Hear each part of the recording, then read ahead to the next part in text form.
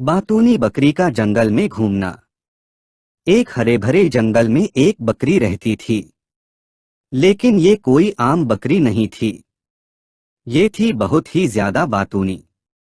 वह पेड़ों से, पंछियों से, पत्थरों से और यहाँ तक कि खुद से भी बातें करती रहती थी।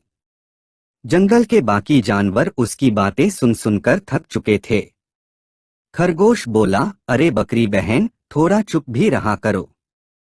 लेकिन बकरी हंसते हुए बोली, अरे चुप क्यों रहूं? बात करना तो मेरी आदत है। एक दिन मस्ती में झूमती हुई बकरी जंगल के अंदर एक अनजाने रास्ते पर निकल पड़ी। उसे पता ही नहीं चला कि वो कहाँ जा रही है। चलते चलते बकरी एक अजीब जगह पहुंची। वहां न कोई परिंदा था, न कोई आवाज, बस गहरी खामोशी थी। फिर उसकी नजर एक बड़े पेड़ के नीचे बैठे एक अजीब प्राणी पर पड़ी। वो एक खामोश शैतान था जो चुपचाप बैठा था।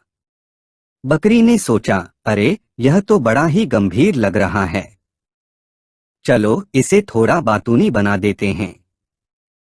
अरे भाई, तुम यहाँ अकेले क्या कर रहे हो? बकरी ने पूछा। लेकिन शैतान ने कोई जवाब नहीं दिया। बकरी ने और सवाल करने शुरू कर दिए, तुम्हारा नाम क्या है? कहाँ से आए हो? क्या तुम गूंगे हो? लेकिन शैतान चुप ही रहा। शैतान ने धीरे से अपनी लाल चमकती आंखें खोलीं और बकरी की तरफ देखा। लेकिन अब भी कुछ नहीं बोला।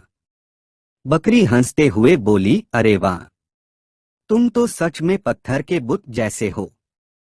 बकरी ने सोचा, शायद ये गाने से बोल पड़े। और वो जोर जोर से गाने लगी। लेकिन शैतान अब भी शांत बैठा रहा। चलो डांस करके देखते हैं। बकरी कूदने फांदने लगी, लेकिन शैतान ने कोई प्रतिक्रिया नहीं दी। शैतान ने धीरे से एक लंबी सांस ली। बकरी मुस्कुराई, लगता है कुछ असर हो रहा है। बकरी ने धीरे से शैतान के कान के पास जाकर कहा, अरे सुनो, तुम हो भी जिंदा या नहीं? लेकिन शैतान फिर भी चुप रहा। बकरी शैतान के अजीब कपड़ों को देखकर हंसने लगी, तुम्हारे कपड़े तो बहुत ही पुराने लग रहे हैं। कहीं भूतों की दुकान से खरीदे हैं क्या?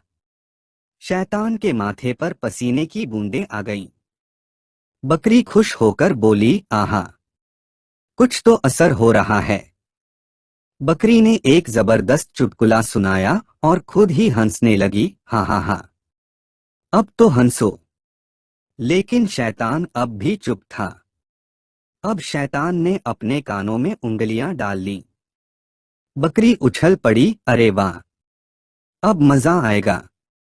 अगर तुम ऐसे ही चुप रहोगे तो मैं और तेज बोलूंगी। बकरी ने और जोर से बोलना शुरू कर दिया। अब शैतान का चेहरा गुस्से से लाल होने लगा, लेकिन उसने अब भी कुछ नहीं कहा। आखिरकार शैतान अपनी जगह से उठ खड़ा हुआ। उसकी आंखों में गुस्सा था। बस, अब चुप हो जाओ। शैतान ने इतनी जोर से चीखा कि पूरा जंगल कांप उठा। बकरी ने एक विजी मुस्कान दी। बकरी ने हंसते हुए कहा, देखा, मैंने तुम्हें बोलने पर मजबूर कर दिया। शैतान को यकीन नहीं हो रहा था कि उसकी चुप्पी टूट चुकी थी। शैतान को बहुत शर्मिंदगी महसूस हुई और वह तेजी से जंगल से भाग निकला। बकरी ने मजाक में कहा, अरे अब कहाँ भाग रहे हो? और बातें नहीं करनी? इस कहानी से हमें सीख मिलती है कि कभी कभी ज्यादा बोलना भी फायदेमंद हो सकता है।